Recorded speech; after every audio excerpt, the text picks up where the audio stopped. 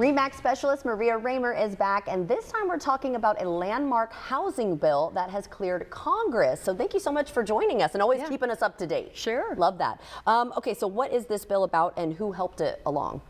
So this bill is the most significant housing package in the last 2 decades. Really? Yeah, 2 so decades. pretty big deal, yeah.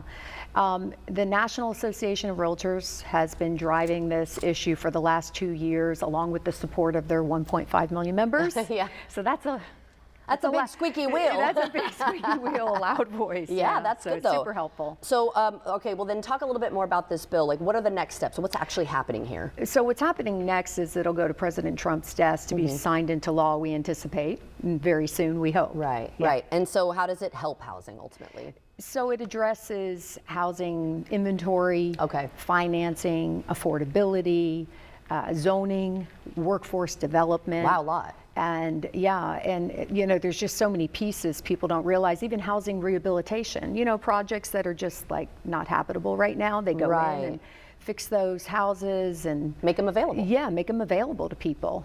And because we were seeing an issue nationwide of housing shortages, or? Yeah, so what contributed to this is a decade of underbuilding, basically, over a decade really, of underbuilding. So we're about 4.7 million housing units short in the U.S. Really? Yeah, it's a significant That's a number. huge number. It really is. And what's happened is since the supply was so low, it drove the prices up. Right. And the problem with that is it makes housing unaffordable for many, many people. And so then they just don't enter the housing market, especially first-time home buyers. And it's really important to shore up the housing market by making it, you know, a very good environment for first-time home buyers to enter in, because that's the foundation of the housing market. So if you want to keep the housing market strong, you want to make it to where first-time home buyers can come in and purchase homes. And the only way you can do that is by addressing affordability. Right. So it's a super important thing.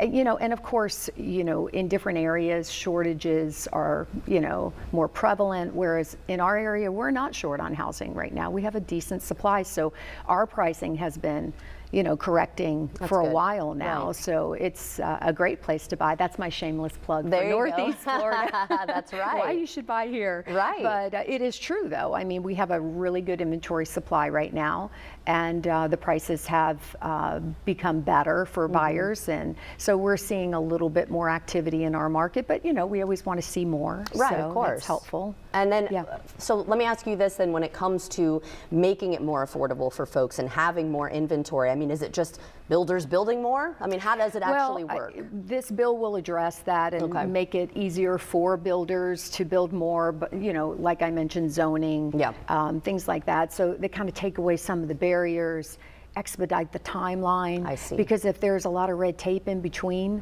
it just takes longer to get the houses out of the ground. So we need the builders building more inventory to help with this shortage across the country. Right. Yeah. But it is nice to know that it's not really as much of an issue here compared to some other states. It's true. So if somebody is interested and wanting to purchase or even buy, or I should say sell any of this, they can turn to you. So how do they get in touch with you? MariaRaymer.com. Awesome. And head to her website too, just even for her blog, because you're always up to date with everything that's going on. I had not even heard of this. Yeah. So I love when you come on and let everybody know what's going on, because I mean, it's going to impact somebody watching here today. Absolutely. So thank you so much for joining us. Thanks, always Jordan. good to see you. Good to see you. And if you'd like to see this interview again, everyone, just head to First Coast News Plus.